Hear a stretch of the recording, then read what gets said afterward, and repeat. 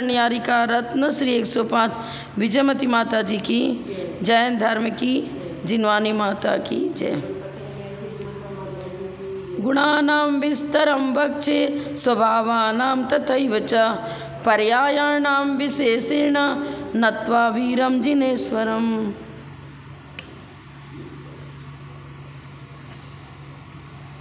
स्वभाव विभाव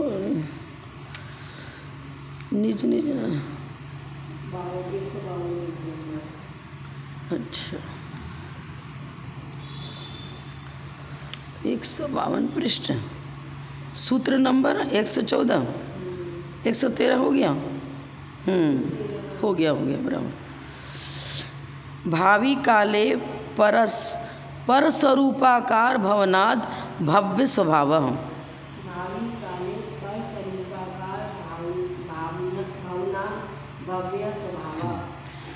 भावी काल में पर स्वरूप का मतलब यहाँ एक द्रव दूसरे द्रव रूप नहीं हुआ, पर्याय बदल गई। जैसे वर्तमान मनुष्य पर्याय है, पर आगामी पर्याय देव पर्याय हो गई। तो अब देव पर्याय का स्वरूप अलग, मनुष्य पर्याय का स्वरूप अलग, पर्याय की अपेक्षा स्वरूप लेंगे। पर स्वरूपाकार भावी काल में आगामी पर्याय स्वरूप होने से भव्य स्वभाव है। जी भव्यावत्वानि चाहता है ना तत्वार्थ सूत्र में, जिसमें रत्नत्रय प्रकट करने की योग्यता उसे भव्य कहते हैं। वहाँ चूंकि रत्नत्रय की प्रकरण चल रहा है, उस अपेक्षा से उन्होंने भव्य का अर्थ ले लिया। लेकिन भव्य शब्द का अर्थ क्या होगा? होने योग्य। हाँ, होने योग्य, भवनशीलता माने परिणमन करने की योग्यता जिसमें है। अब यहाँ पर टॉपिक ये है, पर्यार्थीकने को लेकर चल रहा है। तो भव्य स्वभाव अभव्य स्वभाव, जिस रूप परिणमन करने की योग्यता है उस अपेक्षा से भव्य स्वभाव, और जिस रूप से परिणमन करने की योग्यता नहीं है उस अपेक्षा से अभव्य स्वभाव। मतलब एक साथ दोनों चीज हर वस्तु में मौजूद है।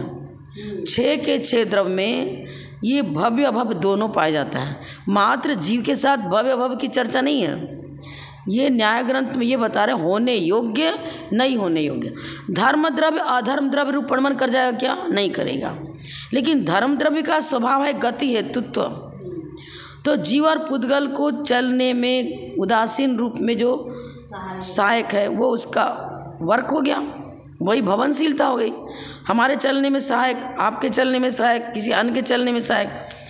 तो इस प्रकार से नाना जीव हैं और नाना पुद्गल द्रव्य की आइटम है, तो वो उनके गमनागमन में उदासीन रूप में सहायक बन रहा है धर्म द्रव्य। प्रत्येक द्रव्य का अपना अपना कार्य है ना, उस रूप परिणमन करना भव्य। और एक द्रव्य दूसरे द्रव्य रूप, एक द्रव्य का स्वभाव दूसरे द्रव्य के स्वभाव रूप परिणमन नहीं करता। धर्म द्रव्य अधर्म द्रव्य का कार्य नहीं करेगा, अधर्म द्रव्य धर्म द्रव्य का काम नहीं करेगा। जीव पुद्गल नहीं बन जाएगा, पुद्गल जीव नहीं बन जाए। इस अपेक्षा से अभवनशीलता, मतलब जिस जिस रूप परिणमन करने की योग्यता है उस अपेक्षा से भव्य लेंगे हम। पर शब्द के अनेक अर्थ हैं, किंतु इस सूत्र में भावी काल की दृष्टि से पर का अर्थ आगे होने वाली पर्याय। आगे होना मतलब आगे होने वाली पर्याय।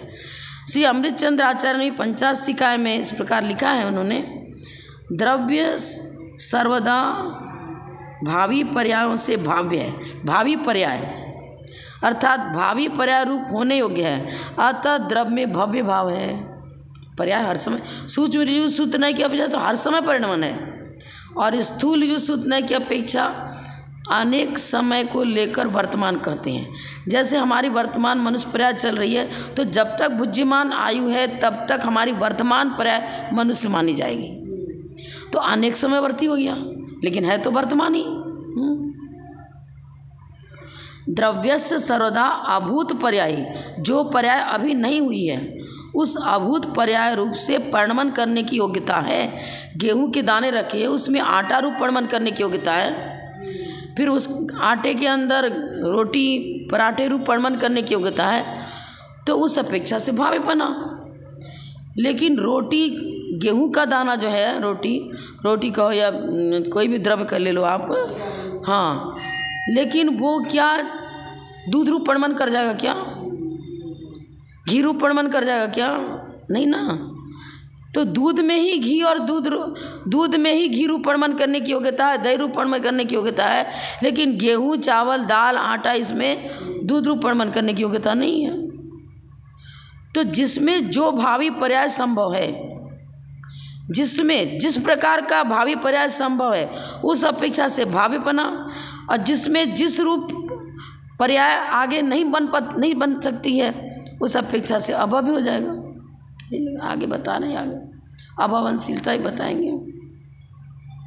और भी ग्रंथ दिए इन्होंने। भव्य स्वभाव के स्वीकार न करने पर, सर्वदा एकांत से अभव्य भाव मानने पर शून्यता का प्रसंग आ जाएगा, क्योंकि अपने स्वरूप से भी अभवन अर्थात वो नहीं हो पाएगा। अपने गुण पर्यायवत द्रव्यम, अगर भवनशीलता को हटा दो तो पर्यायार्थिक नय का विषय हट गया, और पर्याय के बिना गुण और द्रव्य की चर्चा कैसे बनेगी? नहीं बन पाएगी ना। कोई मत ऐसा भी है जैसे कि कूटस्थ नित्य मानते हैं सांख्य मत, वो परिणमन नहीं मानते हैं। आचार्य बोल रहे हैं परिणमन भी मानो और अपरिणमन भी मानो। परिणमन किसी अपेक्षा से भावी काल में आने वाली पर्याय, उस पर्याय रूप वो द्रव परिणमन करता है तो भवनशीलता हो गई। लेकिन एक द्रव दूसरे द्रव रूप परिणमन नहीं करेगा, एक गुण दूसरे गुण रूप परिणमन नहीं करेगा, इस अपेक्षा से अभवनशीलता। और दोनों ही धर्म एक साथ एक ही समय में उसमें मौजूद हैं। यहाँ कालभेद नहीं लगेगा कि जिस समय भव्य है उस समय अभव्य नहीं। अरे दोनों उसके अंदर एक साथ ही है। हम जिस समय मनुष्य हैं उस समय तिर्यंच नहीं है, देव नहीं है, नारकी नहीं है। और जो जीव द्रव्य है वो पुद्गल रूप परिणमन नहीं करेगा। तो ये चर्चा वर्तमान में मेरे साथ दोनों एक साथ हो रही है। जीव द्रव्य कभी पुद्गल द्रव्य रूप परिणमन नहीं करेगा, लेकिन जीव के अंदर जिस रूप परिणमन करने की योग्यता है उस प्रकार से वो परिणमन कर रहा है। प्रति समय आविची मरण हमारा हो रहा है, प्रति समय एक एक निश्चय आयु के घट रहे हैं, घट मिलते जा रहे हैं। और हम परिणमन तो हर समय ही है ना। हमारा उपयोग कभी किसी में इंगेज होता है, कभी किसी में इंगेज होता है, तो परिणमन हो रहा है ना ज्ञान उपयोग में। बिना परिणमन के द्रव्य और गुण की चर्चा ही नहीं हो सकती है। गुणों में भी हर समय परिणमन और द्रव्य में भी गुण के साथ साथ परिणमन रहेगा ही रहेगा। जिस समय आपका ज्ञानोपयोग किसी वस्तु को देखने में लगा है, जिन बिंब को देखने में लगा है उनका गुणानुवाद कर रहे हैं, हमारा ज्ञानोपयोग भगवान की वीतराग परिणति के उनके चिंतन में लगा हुआ है। तो ज्ञानोपयोग से परिणमन हो रहा है, तो जीव भी तो ज्ञान के साथ साथ जुड़ा हुआ है। प्रदेश भेद थोड़ा ही है। जीव का उपयोग मात्र उपयोग नहीं कर रहे, जीव का उपयोग किसी एक विषय में केंद्रित है। इसका मतलब जीव और द्रव्य दोनों एक ही चीज़ है, अभेद विवक्षा है। प्रदेश भेद न होने से अभेदपना है। जब हम जिसमें परिणमन करेंगे उस समय ज्ञानोपयोग मात्र परिणमन नहीं कर रहा है, ज्ञानोपयोग तो जीव का ही तो है ना, तो जीव भी उस रूप परिणमन कर रहा है। जीव ही तो सुखी दुखी होता है, उसका उपयोग किसी निमित्त पाक को पा करके वेदना का अनुभव कर रहा है, कभी सुख का अनुभव करता है, कभी दुख का अनुभव करता है। तो मात्र वेदनीय कर्म का कारण नहीं है, उस वेदनीय कर्म को जीव के साथ जोड़ेंगे, मतलब जोड़ेंगे, जुड़ा ही हुआ है। जीव ही तो सुख दुख का अनुभव कर रहा है, कोरा द्रव्य कर्म थोड़ी सुख दुख का अनुभव करेगा। द्रव्य और गुण दोनों ही लेना पड़ेगा, क्योंकि दोनों में प्रदेश भेद नहीं है। आपने रस्सी यहाँ से आप बांधी, एक उंगली रस्सी पर जोर से मारा, पूरी रस्सी चूंकि ज्वाइंट है ना, एक साथ है, तो यहाँ से वहाँ तक हलन चलन पूरी रस्सी में होगा। जहाँ पर उंगली का वार पड़ा मात्र उतनी ही रस्सी थोड़ी हिलेगी, पूरी रस्सी हिल जाती है ना। तो आत्म प्रदेश पूरा ही एक साथ एक में इंगेज। जब हम सुनते हैं तो मेरा पूरा उपयोग सुनने में जाता है, और जीव ही सुन रहा है, मात्र कर्णेंद्रिय नहीं सुन रहे। कर्णेंद्रिय तो माध्यम है। ये चीज़ है, द्रव्य और गुण दोनों का एक साथ साथ कथन होगा। द्रव्य भी परिणमनशील है और गुण भी परिणमनशील है, और प्रति समय जिस रूप परिणमन करने की योग्यता उसी रूप परिणमन करेगा। आगे ये देखो और भी लिख रहे हैं 115 नंबर सूत्र में, कालत्रयेपि परस्वरूपाकारा भवनाद अभव्य स्वभाव।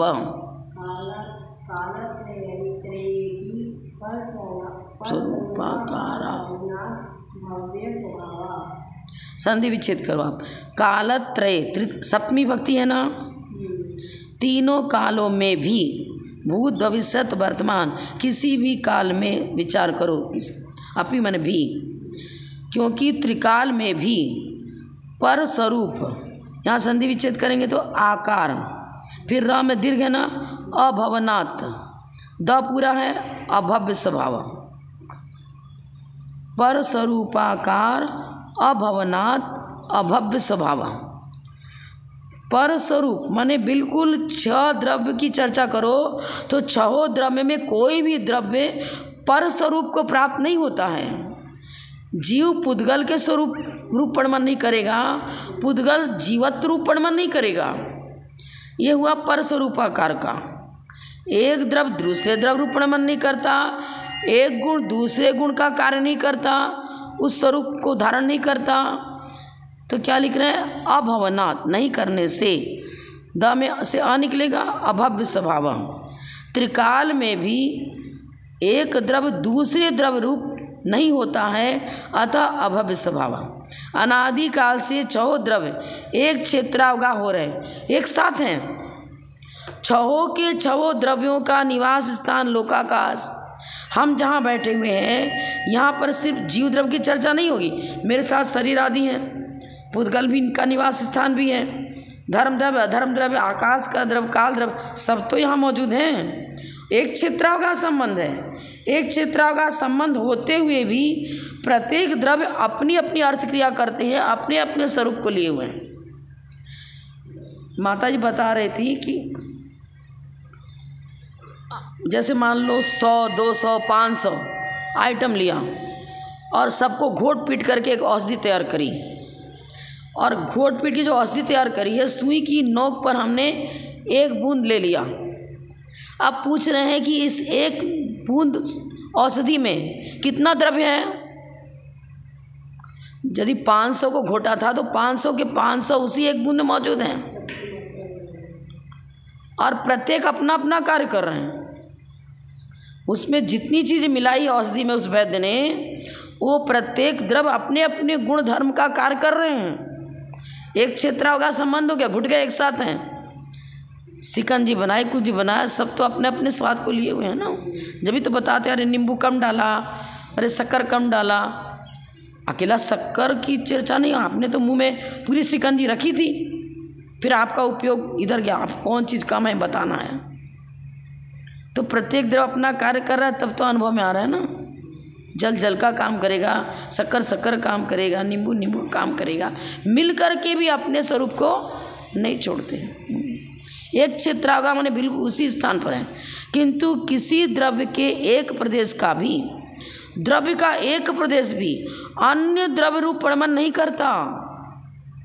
पूरा नहीं परिणमन करता तो क्या एक प्रदेश कर जाता है क्या? वो भी नहीं करता। जीव असंख्यात प्रदेशी है और सब में चैतन्य है, तो क्या कोई एक प्रदेश माइनस होकर के पुद्गल मिल जाएगा क्या? नहीं मिलेगा, अखंड है अपने अपने। आगे ये वाला श्लोक माता जी हमेशा प्रवचन बताती थी।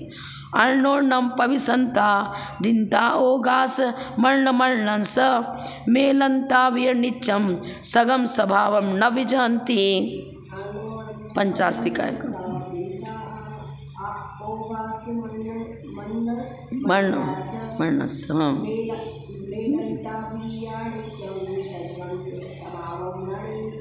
हाँ। अर्णोन्नम पविसंता, मेरे अंदर, अंदर ही ले लो आप, हम बैठे हुए शरीर, इस शरीर के अंदर भी धर्म द्रव्य है, अधर्म द्रव्य है, आकाश द्रव्य है, पुद्गल द्रव्य है, सब है।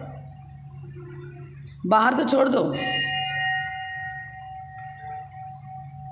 आकाश के बिना तो एक प्रदेश भी, लोकाकाश बिल्कुल पूरा व्याप्त है ना। तो मैं जिस स्थान को घेरे हूँ, क्या उस स्थान से पर धर्म द्रव्य नहीं है क्या? अंदर भी है, पोल है ना अंदर तो, और पोल नहीं भी है, ठोस भी है, तो पुद्गल को और जीव द्रव्य को भी स्थान कौन देता? आकाश ही तो देता है। यदि इस स्थान को जहाँ हम हैं इसको लोकाकाश से रहित कर दें तो आगम विरुद्ध चर्चा हो जाएगी, वो संभव ही नहीं है, क्योंकि अवगाहन देने का कार्य आकाश द्रव्य ही करता है, उदासीन रूप में प्रेरणा प्रेरक नहीं है। छहो के छहो द्रव्य लोकाकाश में पूर्णतः मौजूद हैं। जहाँ सिद्ध भगवान है वो अशरीरी हो गए, लेकिन जीव है ना, अब उस जीव द्रव्य को जगह देने वाले, अवगाहन देने वाला धर्म आकाश द्रव्य ही है और धर्म द्रव्य भी है। धर्मास्ति का अभावात दिया ना तत्वार सूत्र में। वो सिद्ध भगवान जब ऊर्ध्व स्वभाव गमन है उनका, तो लोकाकाश के आगे भी चले जाते हैं। ऊर्ध्व गमन स्वभाव है तो ऊपर बढ़ते जाओ। लोक के अग्रभाग पर ठहर क्यों गए, वहीं तक गमन क्यों किया? धर्मास्तिकाय अभावात, धर्मास्तिकाय का अभाव इसलिए आगे गमन नहीं किया, अधर्म द्रव्य आगे नहीं इसलिए वहीं ठहर गए। सब साइंटिफिक है। वे द्रव्य एक दूसरे में प्रवेश करते हैं। वे द्रव्य एक दूसरे में प्रवेश माने एक में एक मिले हुए हैं, स्थान एक ही बन रहा है। अन्योन्य को अवकाश देते हैं, अन्योन्य को अवकाश भी देते हैं। एक जहाँ पर एक सिद्ध परमेष्ठी विराजमान है, उतनी ही जगह पर न जाने कितने सिद्ध परमेष्ठी हैं, क्योंकि आमूर्तिक हैं, न रुकते हैं न रोकते हैं। बादर नाम कर्म का कार्य है रुकना और रोकना। अब नाम कर्म का भी तो अभाव हो गया सिद्ध अवस्था में। आत्मा अमूर्तिक है, न रुकती है न रोकते हैं। उसी स्थान से एक सिद्ध हो गए, दूसरे मुनिराज आके बैठ गए, केवल आके बैठ गए वहाँ पर, उसी स्थान से गए, वो सिद्ध हो गए। फिर तीसरे भी वहाँ मौजूद है, वो भी बैठ सकते, वहीं से मुक्त जा सकते हैं। उसी आकाश प्रदेश से अनंतानंद सिद्ध परमेष्ठी मुक्त हुए और वहीं के वहीं लोक के अग्रभाग पर विराजमान भी हैं, परस्पर मिल जाते हैं। और सूक्ष्म निगोदिया जीव तो पूरे लोकाकाश को व्याप्त किए हुए हैं, तो सबके सब तो मौजूद हैं ही ना। तथापि सदा अपने अपने स्वभाव को नहीं छोड़ते। क्या मिल करके अनेक सिद्ध एक सिद्ध हो गए क्या?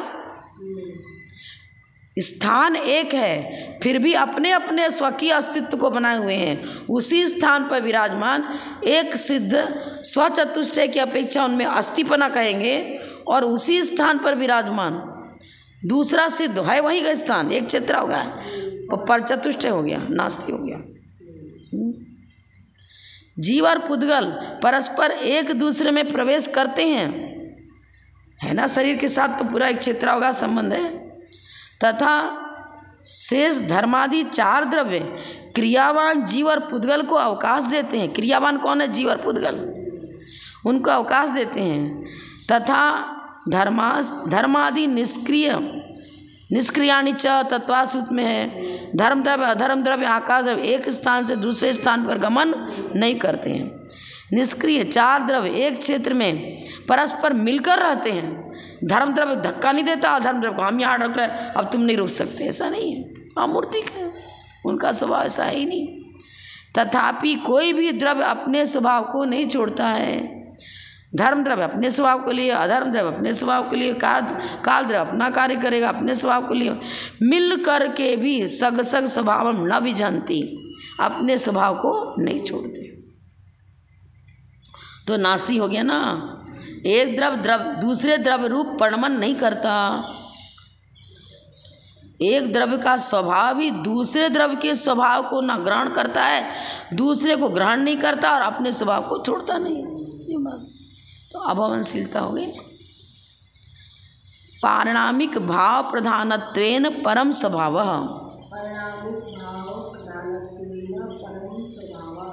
पारिणामिक भाव किसे कहते हैं? तत्वासूत्र में क्या पढ़ा? जीव भव्य भवत्वानि च, भव्यत्व और अभव्यत्व, इनको भी पारिणामिक भाव में लिया है। पारिणामिक भाव कहते किसे हैं? कर्म के उदय उपशम क्षय क्षोभशम के बिना होने वाला जो वस्तु का स्वरूप, उसको पारिणामिक भाव कहें। स्वभाव स्वरूप पारिणामिक भाव की प्रधानता से परम स्वभाव है। अब प्रत्येक द्रव्य का अपना अपना परम स्वभाव है। जीव द्रव्य का परम स्वभाव क्या बनेगा?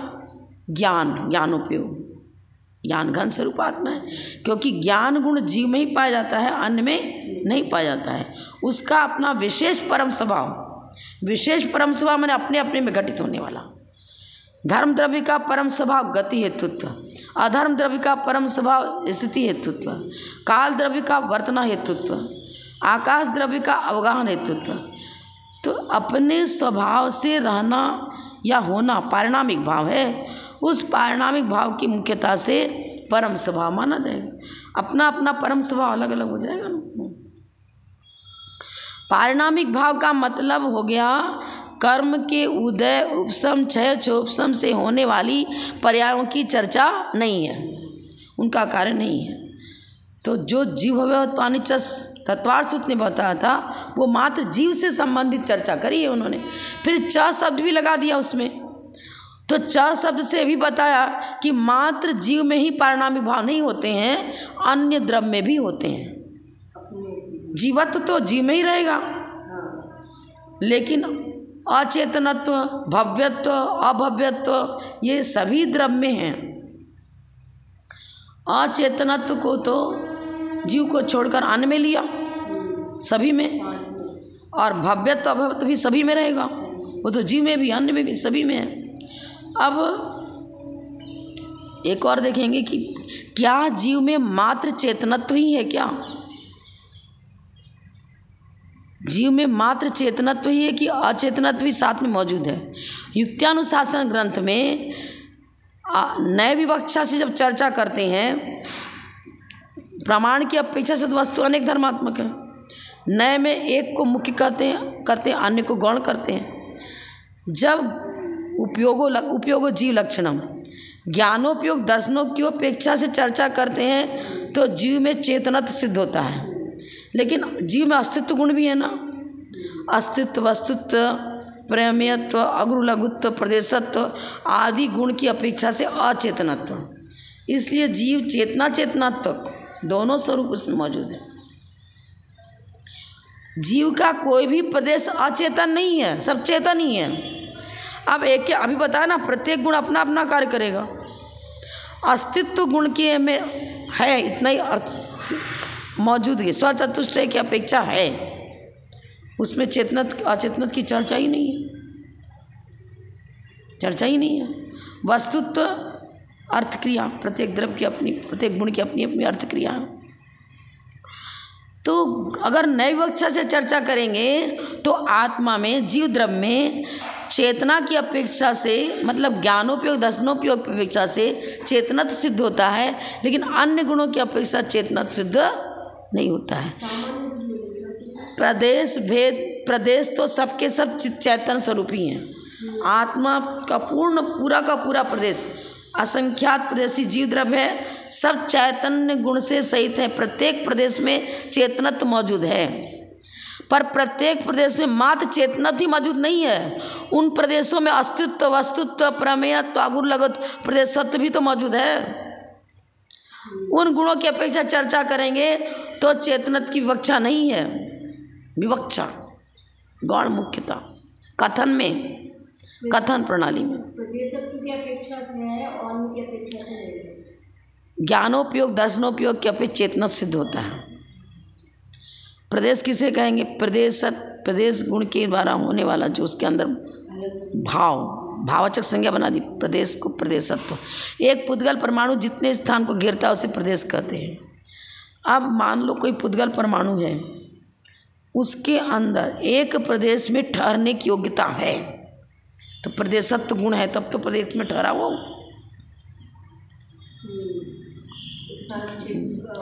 जब समुद्घात करते हैं केवली, पूरे लोकाकाश को घेर लेते हैं, तो उन सारे प्रदेशों को घेर लेने की क्षमता है। तो क्षमता की चर्चा आएगी तो भाववाचक संज्ञा होगी। तो लगाते जीवत्व, प्रदेशत्व, अगु लघुत्व, तो लगा देते हैं ना। अगु लघु तो गुण हो गया, फिर अगु लघुत्व ऐसे बता, तो प्रत्यय लगा देते हैं ना भाववाचक संज्ञा बनाने के लिए, वो लेना पड़ेगा। तो यहाँ यही लेना है। पारिणामिक भाव का मतलब प्रत्येक द्रव्य के अंदर उसका जो जो विशेष स्वभाव है, गुणधर्म है, नैसर्गिक गुणधर्म, स्वाभाविक गुणधर्म। नींबू का स्वभाव खट्टा, मिर्च का स्वभाव चरपरा और नीम का स्वभाव कड़वा। अब यहाँ लो तो हम एक दृष्टांत के रूप में इसको कह रहे हैं, लेकिन ये इस सिद्धांत के साथ घटित नहीं होगा। क्यों घटित नहीं होगा? अब यहाँ किसकी चर्चा आ रही है? पर्याय की चर्चा हो गई। अब पर्याय की चर्चा करो तो नीम की पत्ती तो कड़वी थी, जब नीम की पत्ती मात्र की चर्चा करेंगे तो वो कड़वा ही सिद्ध होगा उसमें। लेकिन नीम का पेड़ लो, अब उसमें वो तो वनस्पति कायिक है, जब तक वो जीव नीम की पर्याय में है तब तक तो वो नीम का वृक्ष होने के कारण से उसको हम, उसका कार्य क्या हो गया? उसका औदारिक शरीर जो बना हो नीम रूप है, कड़वा है। जीव का स्वाद थोड़ी कड़वा मीठा है। कड़वा चरपरा रसना इंद्री का विषय बन रहा है ना, पुद्गल बन रहा है ना। मतलब उस नीम के पेड़ में निकली हुई जो पत्तियां वो कड़वी हैं, पौद्गलिक। पुद्गल द्रव्य में लगेगा ना, कड़वा मीठा रसना इंद्री का विषय भूत। पर्याय पुद्गल की बदलती है ना। ऐसा आप बोलते हैं ना, वर्षा का जल जब नीम के पेड़ में पहुंचता है तो वही जल कड़वा बन जाता है, नींबू के पेड़ में पहुंचता है तो खट्टा बन जाता है। तो ये जो पर्याय कड़वा मीठा चरपरा आदि जो है ना, रसना इंद्री का विषय, ये एक दूसरे रूप पणमन करते हैं द्रव्य उसका। भाई अब देख लो, हमारे अंदर क्रोध हुआ तो क्रोध तो तात्कालिक एक अंतर्मूर्त, मैक्सिमम उसका काल एक अंतर्मूर्त है, उसके बाद क्रोध नहीं रहा। तो जीव कभी क्रोधी कहला रहा है, कभी क्षमाशील कह रहा है, कभी उसी को मित्र कह दे रहे हैं, उसी को शत्रु भी कह दे रहे हैं। ये चीज़ है। यहाँ पर स्वभाव से नैसर्गिक गुण धर्म, पुद्गल का गुण धर्म क्या है? वर्ण गंध रस स्पर्श। जीव का क्या है? उपयोगो जीव लक्षणम, ये लेना पड़ेगा ना। नहीं तो पारसमणि के संपर्क से लोहा सोना हो जा रहा है। लो, लोहा का स्वभाव लोहापना, सोने का स्वभाव सोना। लेकिन पारसमणि के संपर्क, पुद्गल का पुद्गल रूपी परिणमन हुआ ना। यहाँ 6 द्रव्य की चर्चा करेंगे। पुद्गल अपने गुण धर्म को, पुद्गल का है गुण धर्म वर्ण गंध रस स्पर्श, ये इन चारों से रहित कभी नहीं होगा। जीव का स्वरूप चेतना है, वो अपने चेतना से रहित कभी नहीं होगा। धर्म द्रव्य का स्वभाव जो है वो अपने स्वभाव के लिए रहेगा। यहाँ ये लेना पड़ेगा। कर्मजन पर्यायों को नहीं लेंगे। वो कर्मजन पर्याय है, नीम की पर्याय, नींबू की पर्याय भी कर्मजन्य है। आम बन गया तो भी कर्मजन पर्याय है ना जीव की।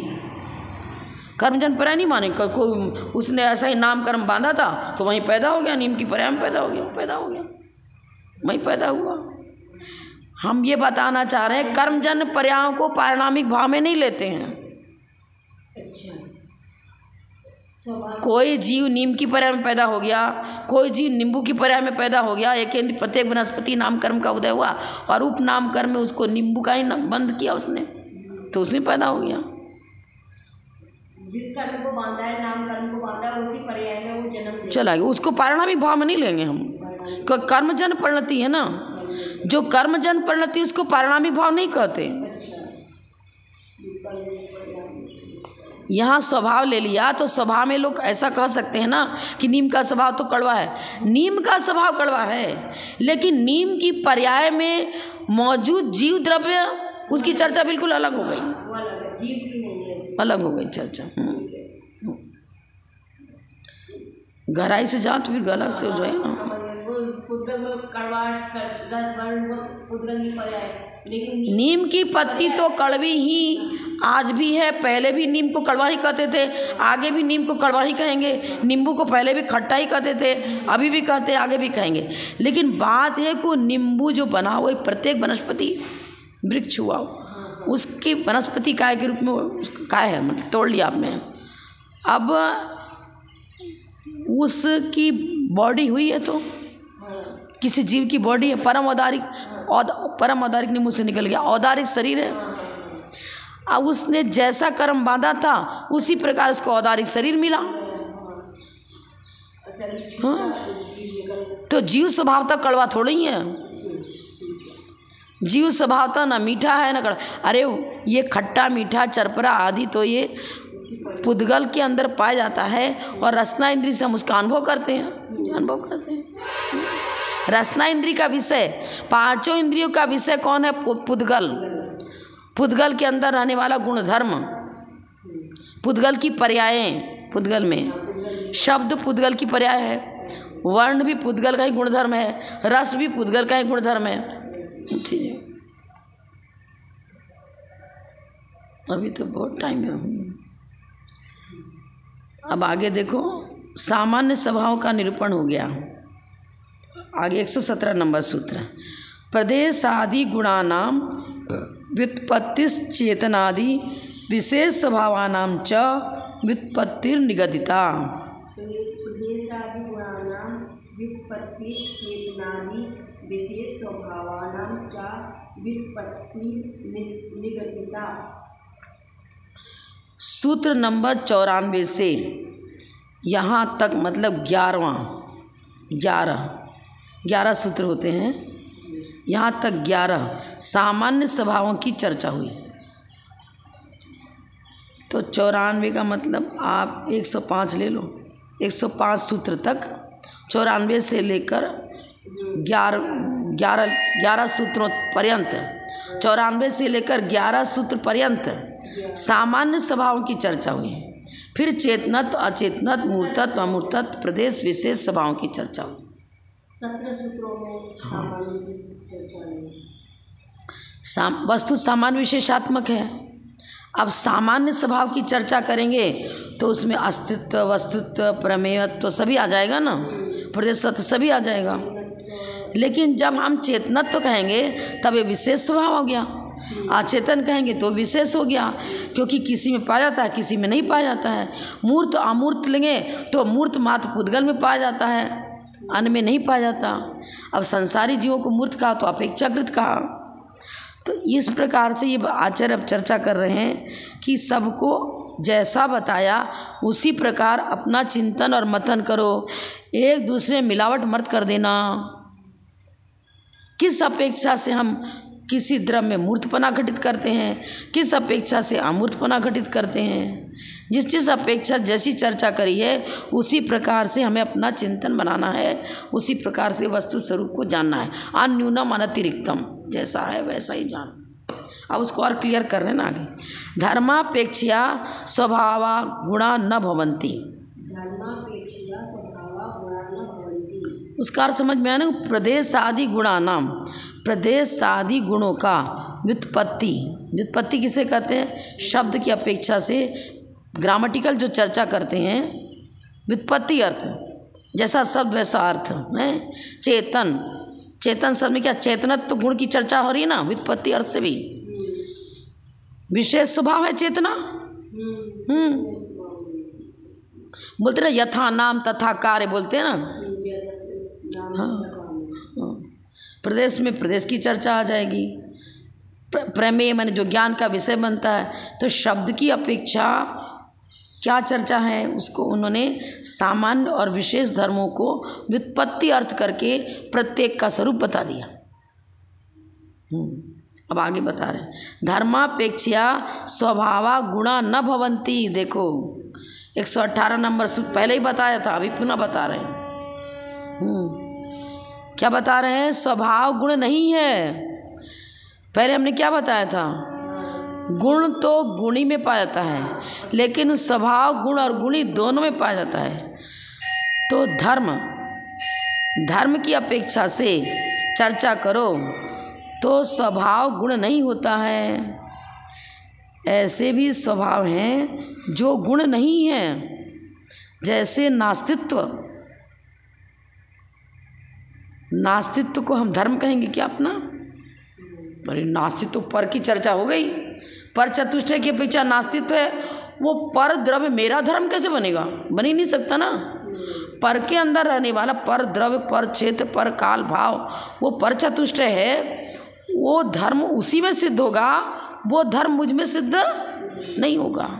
तो नास्तित्व, एक बार मैंने बहुत पहले चर्चा करी थी, सिद्धों के जो 8 गुण हैं उसमें 4 तो अणुजीवी हैं और 4 प्रतिजीवी हैं। प्रतिजीवी में पर की अपेक्षा लेकर चर्चा की जा रही है। जैसे 3 लकीर खींच ली आपने, एक बड़ी, एक मंझली, एक छोटी। अब छोटी को छोटी क्यों कर रहे हो भाई? उन दोनों लकीरों की अपेक्षा से इसकी लंबाई कम है, इसलिए इसको छोटी कर दिया। अब दोनों को मिटा दिया हमने। एक लकीर है, उसको छोटी कहोगे बड़ी कहोगे? ना छोटी कर सकते ना बड़ी कर सकते, कुछ भी नहीं कर सकते ना। सापेक्ष चर्चा संसार अवस्था में नाम कर्म सहित थे और नाम कर्म से सहित होने के कारण से उनका बादर शरीर था। मनुष्य पर्याय में बादर नाम कर्म से सहित थे और चक्षु इंद्रिय से गोचर होते थे। अब सिद्ध पर्याय होने के बाद अशरीरी हो गए।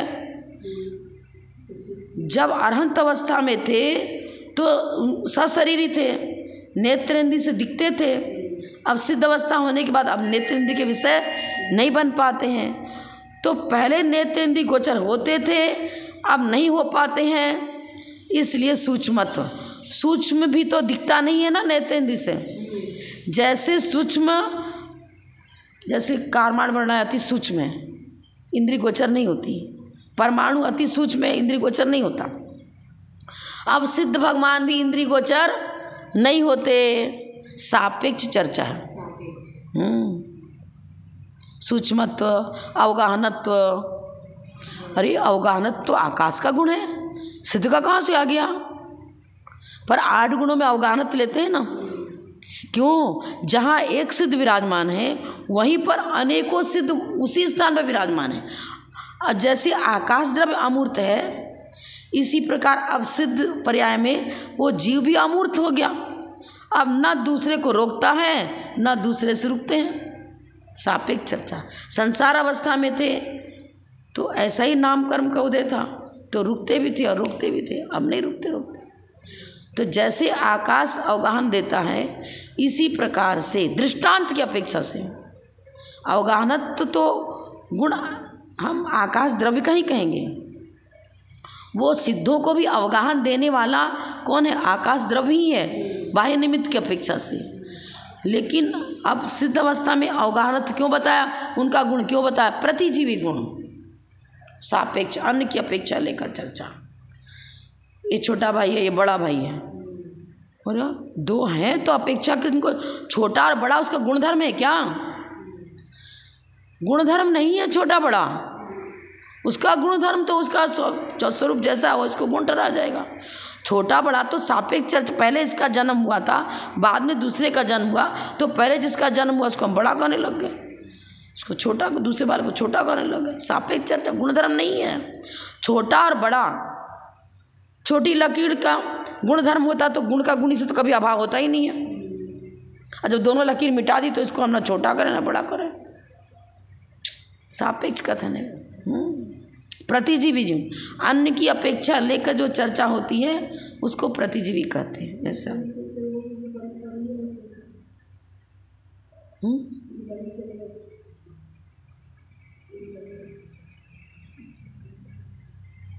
समझ नहीं आया।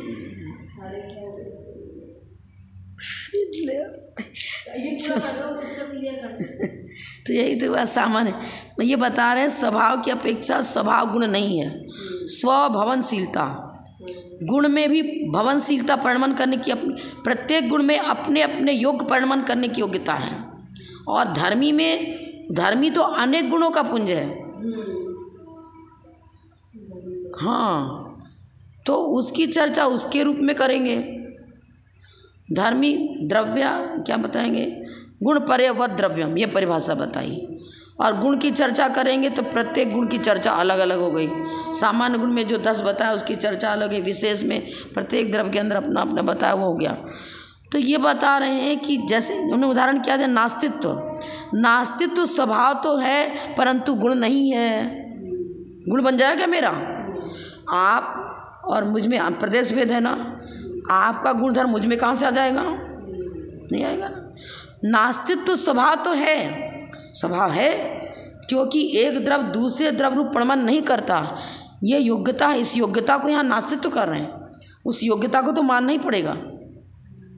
लेकिन नास्तित्व में अन्य के गुणधर्म की चर्चा आ रही है, और अन्य का गुणधर्म मेरा गुणधर्म कभी बन नहीं सकता। अन्य का गुणधर्म मेरा गुणधर्म कभी बन नहीं सकता। तो नास्तित्व तो स्वभाव तो है, परंतु गुण नहीं है। इसी प्रकार एक स्वभाव, अनेक स्वभाव, भेद स्वभाव, भेद स्वभाव आदि के विषय में भी जानना चाहिए। गुण और स्वभाव में क्या अंतर है, इस संबंध में सूत्र 28 के विशेषार्थ में सविस्तार कथन हो चुका है, पहले हम पढ़ चुके हैं। मंगलाचरण तक में बता दिया। गुणानाम विस्तरम वक्ते स्वभावानाम तथै च पर्यायाणाम विशेषेण नत्वाभिराम जिनेषु, तीनों की अलग अलग चर्चा कर दी थी। चलो, जब लोग परम पूज्य प्रथम गणनीय कारक श्री 105 विजयमती माता जी की जय जय।